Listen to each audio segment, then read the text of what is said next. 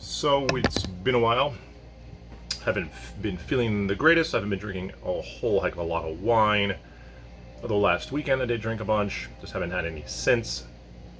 And did pick up a lot of bottles from Cape May, and I'd love to do an unboxing for it, and I probably will next week. But what I really wanted to talk about today was a wine that I've been trying to get for at least 3 years, and I finally got it. I only poured a little bit, just out of a Corvin.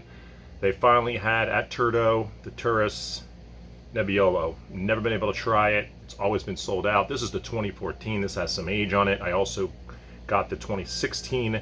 So I just took a little bit out with the Corvin. And as a comparison, I got a Negretti 2016 Barolo. So really the place that Nebbiolo grows best is in Piedmont. So in Barolo Barbaresco. But I've had a great Nebbiolo out of Pennsylvania. This will be the first time I've had a Nebbiolo from New Jersey. So 2014, 2016. Color-wise, I'd say the Cape May one's a touch darker, more browning on the Negretti. Only by a little bit though. They both were aromatic as I poured them. This smells amazing. So this is the Turdo. Gosh, you would never know this is New Jersey. I also wouldn't 100% know if this is Nebbiolo or not. It could confuse me as like a Brunello type Sangiovese with a lot of oak aging. But there is some of that classic tar and roses. I'm not getting a lot of the the fresh strawberry. I'm getting more of a cherry, darker cherry. So more maybe like Pinot Noir-esque a little bit there, a little, but still an amazing nose. And maybe my nose is off because this doesn't smell classically Nebbiolo either, and maybe I'm just a little out of practice and just haven't had some wine recently, and these are just popped and poured, so these both need decanting, no doubt. These only get better with some decanting, so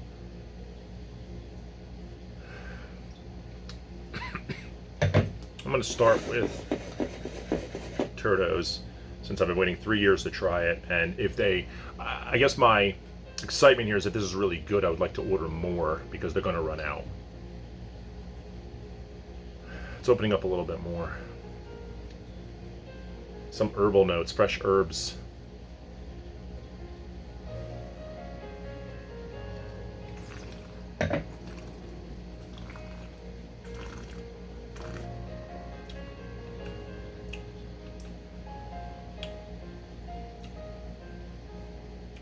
So the tannin is a little lower than expected, but again, we're not in Piedmont. The length is good. The acidity is fantastic.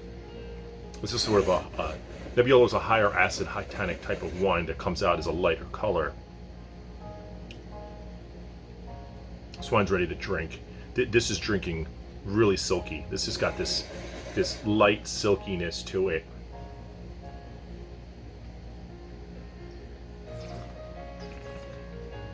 There's unripe strawberry on this palate. I'm not getting it on the nose, but I'm getting it on the palate.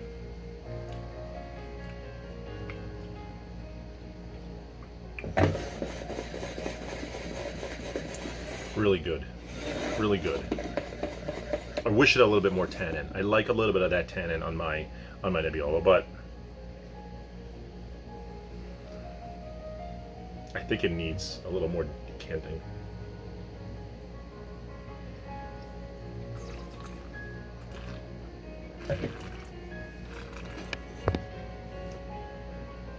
So, very similar in taste profile, but the Barolo has more tannin. That's the major delta between these two.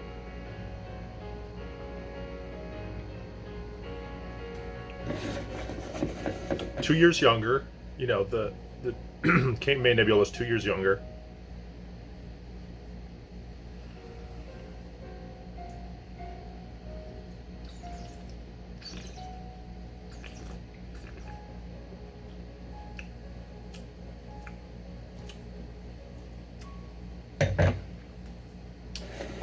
Getting more of the roses and tar there.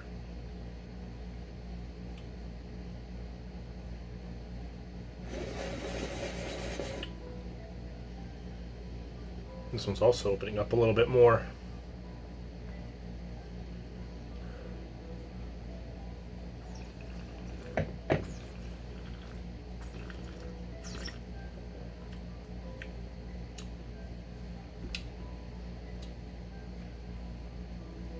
Gosh, they're both really good. Both have great length. The acidity is a touch higher on the Cape May one, shockingly, by a hair. I'd say it's medium plus over here and slightly higher than that, between the medium plus and high, so just a slightly more acidity. So definitely ready to drink now. I'd love to try the 2016 versus 2016. That would be super cool.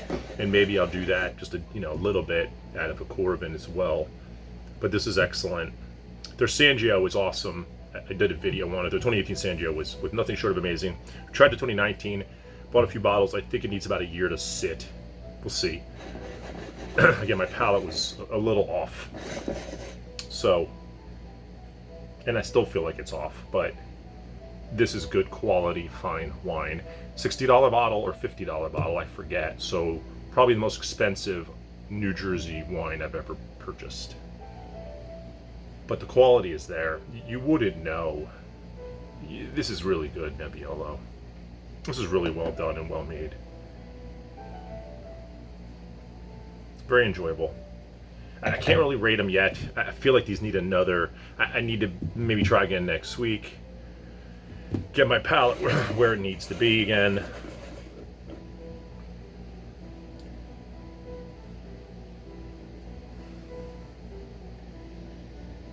There's a little more tertiary here. This has some of the. There's like a mushroom forest floor tobacco here, a little bit, slight tobacco, and this a little more with some dry herbs.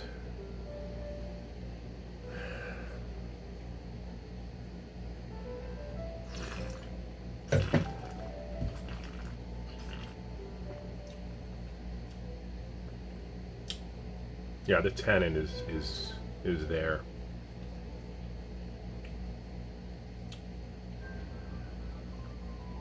Well, sort of belaboring this 8 minutes just to sort of dissect these two Nebbiolos and not saying a whole heck of a lot, except that I think they're both excellent.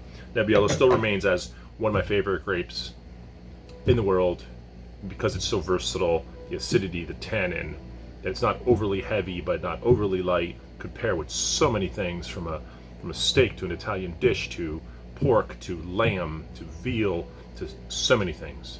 So many things. I think it's so versatile. I also believe Sangiovese is, or Brunello specifically, equally versatile, more versatile, but I sort of prefer Nebbiolo over it if I had to pick one of the two.